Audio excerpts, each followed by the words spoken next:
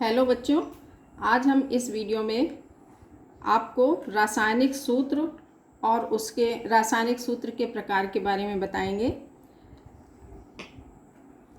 तो सबसे पहले हम समझेंगे कि रासायनिक सूत्र है क्या।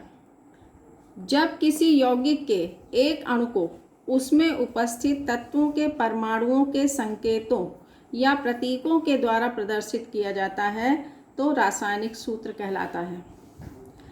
रासायनिक सूत्र जो होते हैं ये 5 प्रकार के होते हैं। पहला है अणुसूत्र, दूसरा मूलानुपाती सूत्र, संरचना सूत्र, युक्ति सूत्र और 5वां है बंध रेखा सूत्र। इसमें आपको युक्ति सूत्र और बंध रेखा सूत्र का उपयोग उसमें किया जाएगा, कार्बनिक रसायन में किया जाएगा। ठीक है, इनका भी उपयोग होगा लेकिन अकार्बनिक में हम युक्ति सूत्र और बंध रेखा सूत्र का उपयोग नहीं करते हैं। ठीक, इसको हम पढ़ेंगे पहले अणुसूत्र के बारे में, जिसे हम मॉलिक्यूलर फार्मूला कहेंगे। पहले हम इनकी सबकी परिभाषाएं समझ लेते हैं, उसके बाद जब हम उदाहरण बताएंगे तो आपको सब चीज़ें रटने की ज़रूरत नहीं पड़ेगी, आपको अपने आप बनेगा।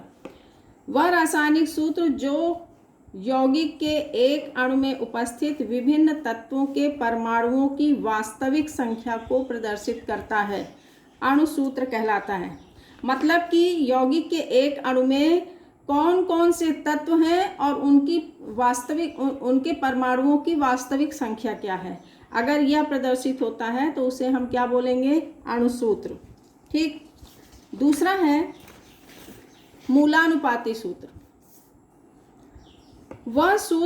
वह रासायनिक सूत्र जो किसी यौगिक के एक अणु में उपस्थित विभिन्न तत्वों के परमाणुओं की संख्या में परस्पर सरल अनुपात को प्रदर्शित करता है, उसे कहेंगे मूलानुपाती सूत्र।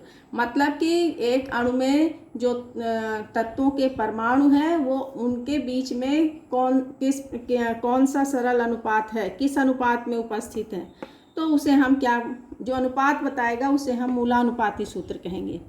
अणुसूत्र और मूलानुपाती सूत्र में ये संबंध है। अणुसूत्र बराबर मूलानुपाती सूत्र का होल n।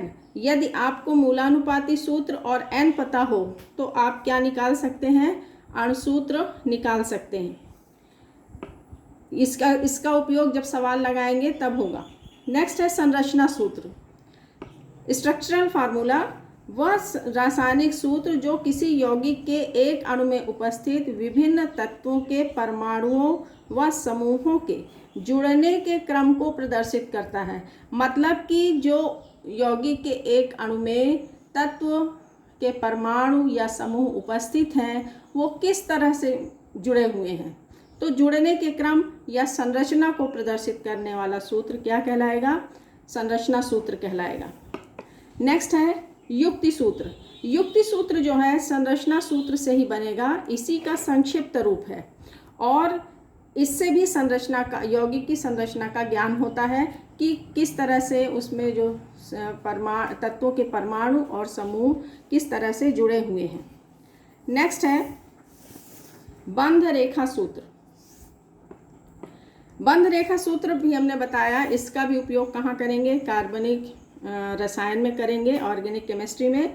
तो जब किसी यौगिक के एक अणु को टेढ़ी मेढ़ी रेखाओं के द्वारा प्रदर्शित किया जाता है तो बंध रेखा सूत्र प्राप्त होता है और इससे भी यौगिक की संरचना का ज्ञान होता है। इसमें प्रत्येक जो मोड़ है वो कार्बन परमाणु को प्रदर्शित करते हैं और अगर एक सिंगल रेखा है, सिंगल बॉन्ड है, तो ये मान के चलते हैं कि किनारे में CH3 होंगे और बीच में CH2 होगा। अब इसको अपन समझेंगे कि अणुसूत्र क्या है, मूलानुपाती सूत्र क्या है, उदाहरण से। उदाहरण के रूप में हमने जैसे बोला एसिटिक अम्ल। एसिटिक अम्ल का अणुसूत्र पहले समझोगे। अणुसूत्र होगा C2H4O2। ठीक, ये क्या बता रहा है कि एसिटिक अम्ल के एक अणु में, अणु की संख्या आपको बताया था, यहाँ लिखिए, एक अणु में कार्बन हाइड्रोजन ऑक्सीजन है। कार्बन कितना है? 2, हाइड्रोजन कितना है? 4, ऑक्सीजन 2 है, ना इससे कम है और ना ही अधिक है। ठीक, तो वास्तविक संख्या को प्रदर्शित करने वाला सूत्र क्या कहलाएगा?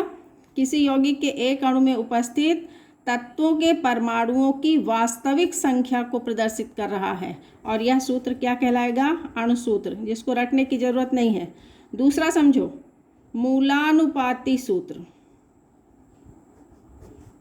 मूलानुपाती सूत्र हमने क्या बताया कि एक अणु में, यौगिक के एक अणु में उपस्थित तत्वों के परमाणुओं के बीच सरल अनुपात को प्रदर्शित करता है। तो आपको यदि पूछता है, कभी कभी ऑब्जेक्टिव में भी आता है कि इसका मूलानुपाती सूत्र क्या है, तो देखेंगे, ये देखिए, यदि सभी अंक जो हैं, सभी तत्वों के परमाणु के जो दिए हुए हैं वो किसी अंक से कट रहे हैं, तो उनको काटने के बाद उपस्थित तत्वों के संकेत के बगल में लिखने से मूलानुपाती सूत्र प्राप्त हो जाएगा। जैसे अब ये देखो 2, 4, 2 है, तो ये अंक कट जाएंगे 2 से, तो क्या क्या क्या उपस्थित है? Carbon, hydrogen, oxygen. ये कितना हो गया? 1 है, ये 2 दूनी 4 है, ये कितना हो गया? 2 एकम 2। मतलब इनके बीच में, तत्वों के बीच में अनुपात क्या है? कार्बन, हाइड्रोजन, ऑक्सीजन के बीच में 1:2:1 है। ये अनुपात प्रदर्शित कर रहा है। इससे वास्तविक संख्या का ज्ञान नहीं हो रहा है, केवल अनुपात प्रदर्शित हो रहा है। वास्तविक संख्या का ज्ञान किस में हो रहा है? अणुसूत्र में। तो इसका मूलानुपाती सूत्र क्या हो गया? क्योंकि 1 को नहीं लिखते हैं, इसलिए CH2O हो गया। यदि मान लीजिए किसी अणुसूत्र में, यौगिक के अणुसूत्र में सभी अंक किसी एक संख्या से नहीं कटते हैं, तो वही उसका अणुसूत्र भी होगा और वही उसका मूलानुपाती सूत्र भी होगा। अब इसका आप संरचना सूत्र समझेंगे। संरचना सूत्र क्या बताता है कि जो ये कार्बन, हाइड्रोजन, ऑक्सीजन है, ये किस तरह से जुड़े हुए हैं। जैसे इसका हम एसिटिक अम्ल को ऐसे लिखते हैं, ये इसका क्या हो गया? संरचना सूत्र हो गया। जुड़ने के क्रम को जो प्रदर्शित करता है, किसी यौगिक के एक अणु में उपस्थित तत्वों के परमाणुओं के या समूहों के जुड़ने के क्रम को, अर्थात संरचना को प्रदर्शित करता है। तो ये संरचना सूत्र हो गया। अब देखो युक्ति सूत्र। युक्ति सूत्र संरचना सूत्र से ही बनेगा। कैसे? इसको पहले लिखोगे तो क्या लिख दिए? CH3। फिर इसको लिखोगे तो ये क्या हो गया? इसके आगे ये बॉन्ड लगा है तो बॉन्ड लगा दोगे और ये हो गया COOH। ठीक है, इससे भी पता चल रहा है कि एक कार्बन से 3 हाइड्रोजन जुड़े हैं और इस कार्बन से O और OH जुड़ा है। ये COOH ये कौन सा है? कार्बोक्सिलिक समूह है। ये पूरा लेके चलते हैं। ठीक है, अब समझो बंध रेखा सूत्र।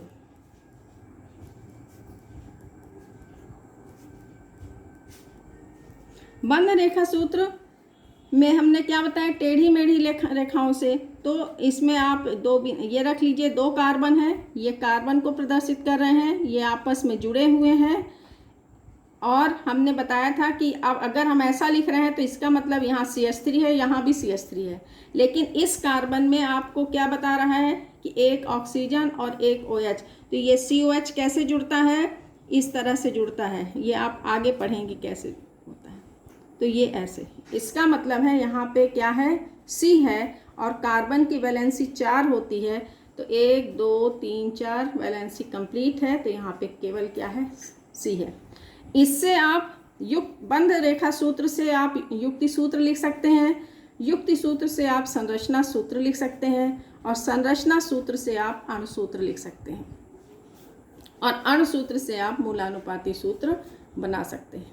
ठीक है, एक आध और उदाहरण देते हैं। उदाहरण के रूप में जैसे हमने लिखा ग्लूकोज।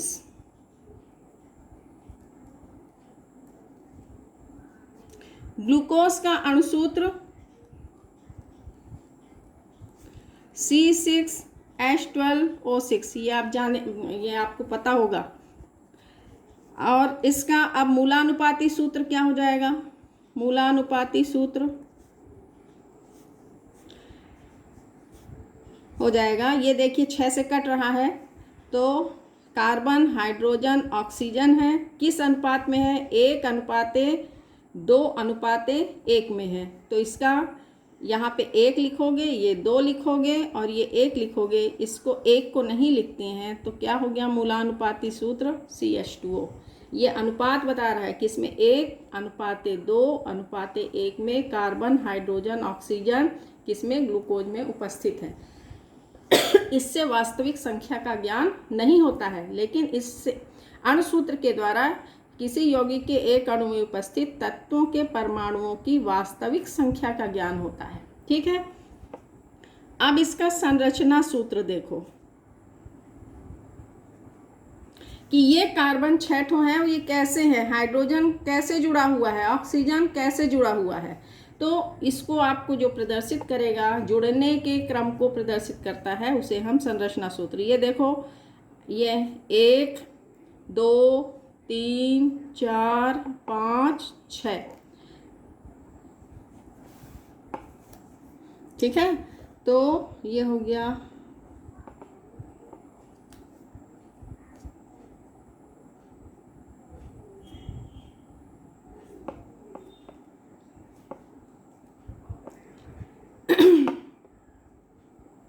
ये इस तरह से जुड़ा हुआ है। इस तरह से ये क्या बता रहा है? जुड़ने के क्रम को, जो समूह और यौगिक के एक अणु में जो समूह उपस्थित है, परमाणु उपस्थित है, वो किस तरह से जुड़ा हुआ है, ये प्रदर्शित कर रहा है। ठीक है, तो इसको बोलेंगे संरचना सूत्र। आप देखिए इसका युक्ति सूत्र।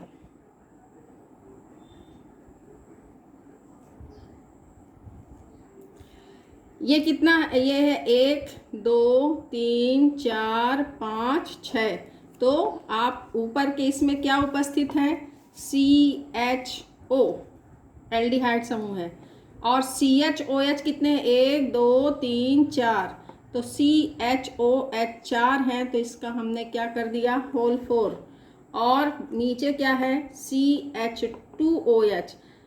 ठीक है, तो ये इसका युक्ति सूत्र हो गया। अब इसका आप समझोगे बंध रेखा सूत्र। तो बंध रेखा सूत्र, कितने कार्बन हैं? 6। 1 2 3 4 5 6, ये सब आपस में जुड़े हुए हैं सिंगल बॉन्ड के द्वारा। तो आप जोड़ दीजिए इसको ऐसे। अब देखिए पहले वाले में CHO है, यहाँ पे हमने क्या मान के चला है कि किनारे किनारे CH3 होगा। अब लेकिन यहाँ पे CHO है, CHO कैसे जुड़ता है? इस तरह से जुड़ता है, ठीक, ऐसे। तो इसका मतलब इसकी वैलेंसी 4 पूरी होगी, तो ये हो गया डबल बॉन्ड O, ऐसे आप जोड़ दोगे। इसका मतलब ही है कि यहाँ पे CHO है। और दूसरे वाले में क्या जुड़ा है? OH फंक्शनल ग्रुप, जो फंक्शनल ग्रुप होते हैं उसको हम यहाँ पे करेंगे। तीसरे में भी OH जुड़ा है, चौथे में भी OH जुड़ा है, और पांचवें में भी OH जुड़ा है, और छठवें में भी क्या जुड़ा है? अब यहाँ पे CH3 मानते हैं किनारे वाले में, बीच वाले में क्या मानते हैं? CH2, है ना। तो यहाँ पे ये मान के चलते हैं कि एक हाइड्रोजन किससे हट गया है? OH से, तो ये हो गया OH। इसका मतलब यहाँ पे कितने हैं? CH2। 1 2 तो कितने हाइड्रोजन जुड़ेंगे? 2।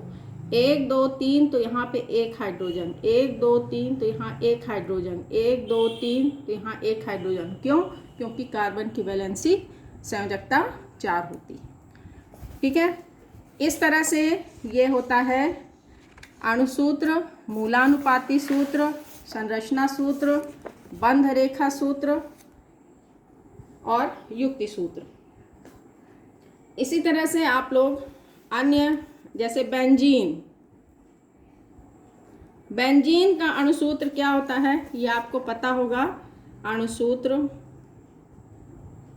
C6H6। तो मूलानुपाती सूत्र क्या हो जाएगा? CH। ये क्या हो जाएगा? मूलानुपाती सूत्र। ठीक। अब इसका आप संरचना सूत्र क्या हो जाएगा, ये हो जाएगा, 6 कार्बन है, ये एरोमेटिक है तो ये आपस में ऐसे जुड़े होते हैं और इन सभी से एक एक H जुड़ा होता है। अब इसकी संयोजकता पूरी करोगे तो यहाँ डबल बॉन्ड, यहाँ डबल बॉन्ड और यहाँ डबल बॉन्ड। ये इसका कौन सा सूत्र हो गया, संरचना सूत्र। ठीक है। अब बंध रेखा सूत्र कैसे लिखते हैं, ऐसे लिखते हैं।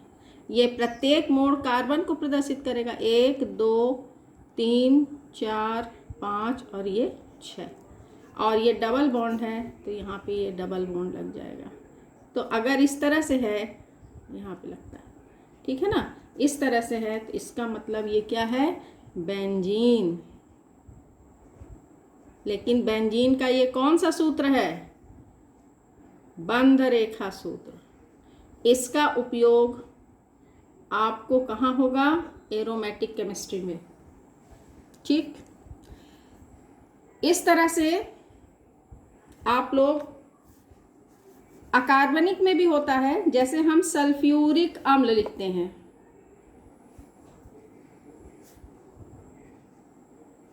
सल्फ्यूरिक अम्ल का अणुसूत्र क्या होगा, H2SO4। ये क्या हो गया, अणु सूत्र। यही इसका क्या हो जाएगा, क्योंकि यहाँ ये नहीं कटेगा तो यही इसका मूलानुपाती सूत्र भी हो जाएगा, मूलानुपाती सूत्र। और इसका संरचना सूत्र क्या हो जाएगा, ये हो गया इसका संरचना सूत्र। अब इसमें हमने क्या बताया है, ये इसको हम नहीं प्रदर्शित करेंगे बंध रेखा और इससे, ठीक है ना। तो कि उसका बंध रेखा और युक्ति सूत्र का उपयोग हम किस में करते हैं, ऑर्गेनिक केमिस्ट्री में। ठीक है। तो इस तरह से अब आप अपने से बनाइए। जैसे आप लिखते हो, एक और समझा देते हैं, एथिल एल्कोहल, एथिल एल्कोहल, इसका अणुसूत्र होगा C2H6O।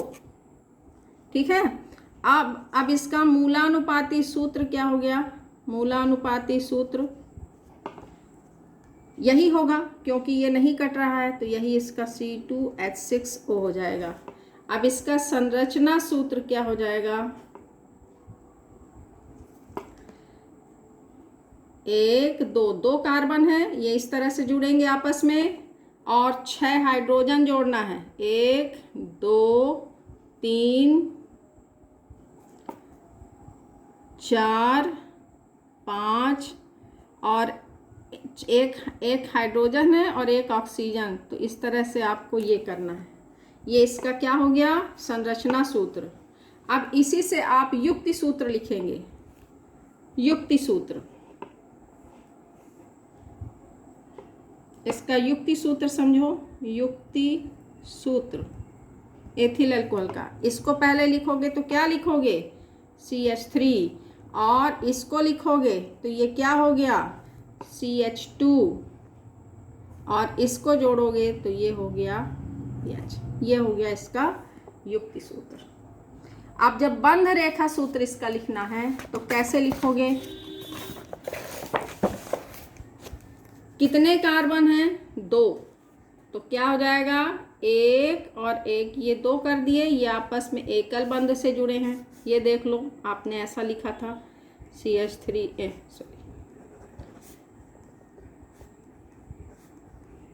ये संरचना सूत्र लिखा था ना। अब देखो, ये दोनों के बीच में सिंगल बॉन्ड है तो ये हो गया। अब हमने बताया था कि ये मान के चलते हैं कि जो किनारे के होंगे CH3 होगा, तो इसमें CH3 है। अब इसमें क्या जुड़ा हुआ है, एक हाइड्रोजन हट गया है, क्या जुड़ा है, OH, तो आप इसमें क्या जोड़ देंगे, OH। ठीक। तो ये हो गया इसका युक्ति सूत्र। चाहे आप ऊपर जोड़ दीजिए और चाहे ऐसा लिख दीजिए, और चाहे कैसा लिख देंगे, 1 2 ये जोड़ दिए और यहाँ पर भी आप OH कर सकते हैं। तो आपको बंध रेखा सूत्र दिया है तो उससे संरचना सूत्र बनना चाहिए, संरचना सूत्र दिया है तो उससे युक्ति सूत्र बनना चाहिए, युक्ति सूत्र दिया है तो उससे क्या बनना चाहिए, आपको अणुसूत्र बनना चाहिए।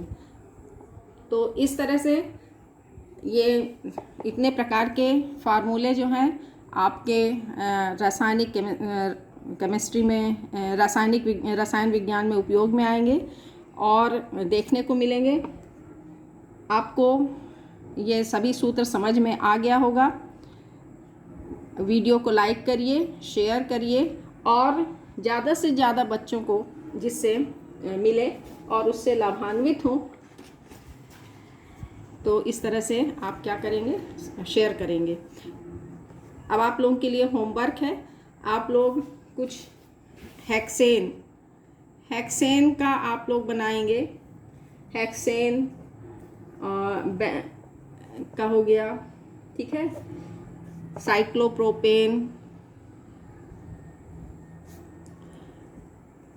इनका आप लोग अपने से अणुसूत्र, संरचना सूत्र, मूलानुपाती सूत्र, बंध रेखा सूत्र, ये सब लिख करके आप प्रैक्टिस करिएगा।